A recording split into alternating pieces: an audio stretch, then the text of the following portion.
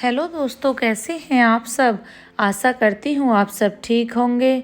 तो आइए सुनते हैं एक और प्यारी सी कहानी, हीरा और मोती दो बैलों की कहानी। किसी गांव में एक किसान रहता था। उसका नाम था हरिया। हरिया एक सीधा साधा किसान था। उसके पास थोड़ी सी जमीन थी जिससे दाल रोटी चल जाती थी। उसकी पत्नी का नाम था कुसुम। हरिया के पास दो बैल थे, हीरा और मोती। वे दोनों बड़े हष्ट पुष्ट एवं बलशाली थे तथा दोनों बैल आपस में बड़े प्रेम से रहते थे। पूरे गांव में उनकी चर्चा होती थी। दोनों बैल हरिया से बहुत प्रेम करते थे तथा हरिया भी उन दोनों बैलों को अपने बच्चों की तरह प्यार करता था।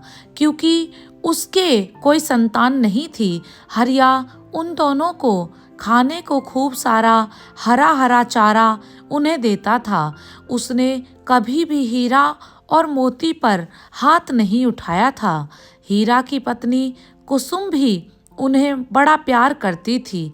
जब शाम को वे सभी खेत से वापस आते तो उनके लिए तरह तरह के पकवान बनाकर तैयार करती। सुबह सुबह हरिया दोनों को खेत पर ले जाता, जहां दोनों बैल खूब मेहनत से खेत की जुताई करते और जब थक जाते तो वहीं नलकूप पर पानी पीकर पेड़ की छांव में बैठ जाते।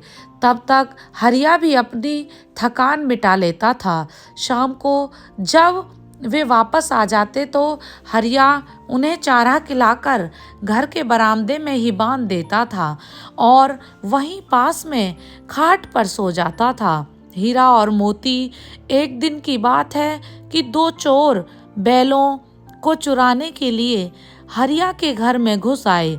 उन्होंने हरिया को बेहोशी की दवा सुंघा दी, जिससे वह बेहोश हो गया और दोनों चोर हीरा और मोती को अपने साथ ले गए।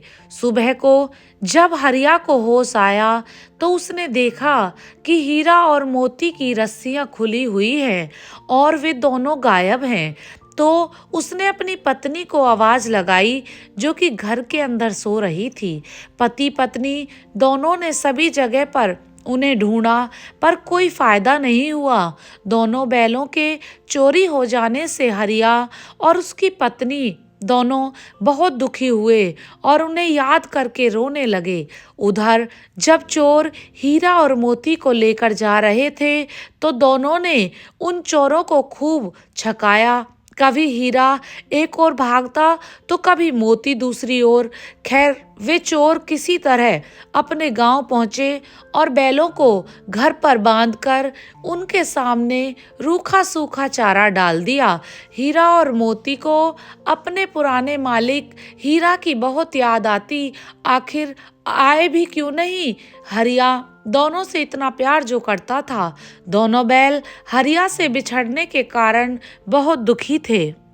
उनमें से एक चोर की एक छोटी लड़की थी, जिसे उन दोनों बैलों पर बड़ी दया आती और वह चुपके से दोनों को एक एक रोटी खिला देती थी। दोनों बैल भी उसको बड़ा प्रेम करते थे। एक दिन उन चोरों ने अपने गांव के एक धनी किसान को बुलाकर उन बैलों को बेच दिया। हीरा मोती उस किसान के गुलाम हो गए थे।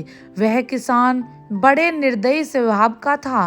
वह उनसे सारा दिन तेज धूप में अपने खेत पर खूब काम करवाता और खाने के नाम पर उन्हें रूखी सूखी घास डाल दिया करता था। यह देखकर दोनों बैलों को बड़ा गुस्सा आता। अब उन्होंने किसान के चंगुल से भागने की योजना बनानी शुरू कर दी। हीरा और मोती दोनों बैल, एक दिन की बात है कि दिन भर अपने खेत में हीरा और मोती से हल जुतवाने के बाद शाम को घर लौटकर किसान ने दोनों को खूंटे से बांध दिया। रात हो चुकी थी।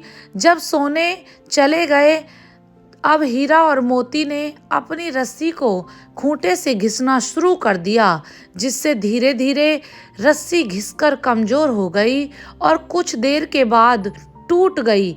अब दोनों अपने मालिक हरिया के गांव की ओर सरपट भागे और पूरी रात चलने के बाद वह हरिया के गांव पहुंचे।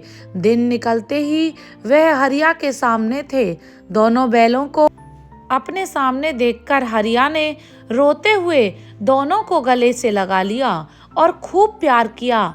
उधर जब उस किसान ने दोनों बैलों को अपने आंगन में बंधा हुआ नहीं पाया तो उसे संदेह हुआ और उसे समझते देर ना लगी कि हो ना हो हीरा और मोती अपने पुराने मालिक हरिया के पास ही गए हैं। वह उनका पीछा करते हुए वहीं जा पहुंचा। उसे देखकर तो हीरा और मोती का क्रोध बढ़ गया और दोनों के दोनों उसे अपने सींग से पटकने के लिए उसके पीछे दौड़ पड़े। उस किसान ने जैसे तैसे अपनी जान बचाई और जाकर अपने गांव के सरपंच जी से शिकायत कर दी। सरपंच ने हरिया और दूसरे किसान को वहां बुलवाया। तब हरिया ने सारी बात बता दी कि चोरों ने उसके हीरा और मोती को चुरा लिया था। जांच में सबकी पोल खुल चुकी थी। निर्णय हुआ कि दोनों बैलों को हरिया को सौंप दिया जाए तथा उस किसान और चोरों को पुलिस को सौंप दिया जाए, क्योंकि उस किसान ने भी बिना जांच पड़ताल किए वह चोरी किए हुए बैल खरीद लिए थे।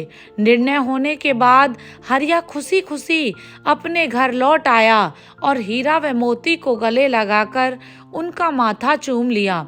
उसने दोनों को हरा हरा चारा और अपनी पत्नी कुसुम से अन्य स्वादिष्ट व्यंजन भी बैलों के लिए तैयार करवाए। दोनों बैल व हरिया की आंखों में प्रसन्नता के आंसू थे।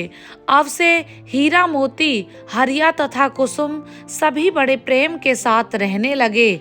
तो दोस्तों, इस कहानी से हमें यह शिक्षा मिलती है कि हमें सदा अच्छे कर्म करने चाहिए, क्योंकि अच्छे कर्मों का नतीजा अच्छा व बुरे कर्मों का नतीजा बुरा होता है। तो आशा करती हूँ दोस्तों आपको यह स्टोरी अच्छी लगी होगी। अगर अच्छी लगी है तो लाइक, शेयर एंड चैनल को सब्सक्राइब करें। Bye bye, take care.